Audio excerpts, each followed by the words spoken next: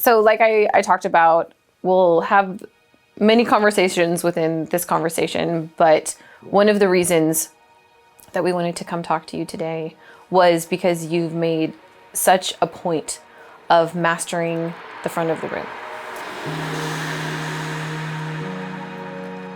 What I want you to know is, and you already know this, that this is heroic activity for these guys. They stand up here and declare themselves in front of us all. Now there are cameras rolling. This wasn't what they probably signed up for when they signed up for internship, but here it is, and they have to do it. And you got all these very young people with bachelor's degrees and master's degrees.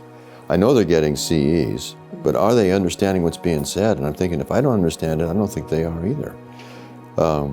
And so one of the points of my article is to get up in front of an audience and make the information you're delivering apprehensible for the audience itself, because that's the point. Well, I thought you did a nice job owning the space. That's what, the options are two, really. One, you can do the Bill Clinton, where you make friends with people all along the way, which would be making eye contact, saying hi to people that you know, or just walk up there and own the space, turn around and get rolling for the audience itself, because that's the point.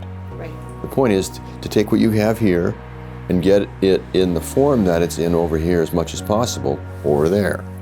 And that requires a skill set that most people don't possess. And very few people come by it naturally. But we have such important information to deliver to the world. Why not master one of the the most potent ways of delivering it, which is to get in front of people and just say. Yeah, I don't think dramatic quite captures it. I think it's more theatrical, because there's a whole range that goes beyond drama. You do wonderful things with your hands. You have a quality I don't have, and that you smile easily when you're talking to people, which disarms them. And I watch people's hands to see what they're doing, and are they part of the talk, or are they just doing their own thing? Yours are part of your talk.